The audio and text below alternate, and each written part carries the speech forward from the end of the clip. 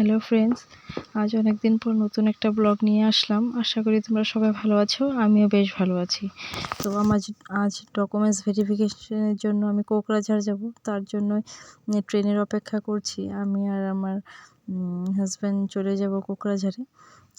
তো সেটাই জার্নি কিছু তোমাদের সাথে শেয়ার করব। কোকরাঝাড়ে একদিন আগেই যাব, কারণ সকাল 9টার থেকে ভেরিফিকেশন ছিল।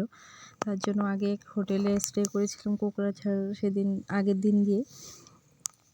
তো হোটেলটার নাম ছিল রেশমি, ভালোই ছিল।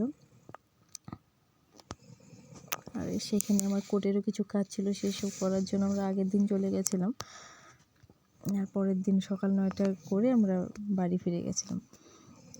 তো আমি আর ও এখন উপরে যাচ্ছি হোটেলে। আর যাওয়ার সাথে সাথে কি হয়েছে যেন, লাইন চলে গেছে, তার জন্য রুমটা পুরো অন্ধকার হয়ে গেছিলো। তারপর জেনারেটর অন করে দেওয়ার সাথে সাথে লাইন এসে পড়েছে। তো খাওয়া দাওয়া কমপ্লিট করে বিকেল দিকে ও আর আমি একটু ঘুরতে বেরিয়েছিলাম। তো বলছে চলো একটু টাউনটা ঘুরে আসি, তাই আমিও বললাম চলো একটু ঘুরে আসি।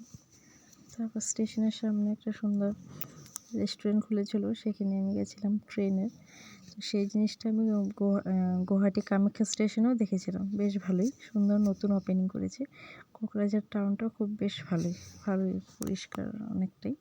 তো এটা আমরা চলে আসছি ও আর আমি ভিতরে যাব, দেখাবো তোমাদেরকে। ভিতরটা অনেকটা সুন্দর।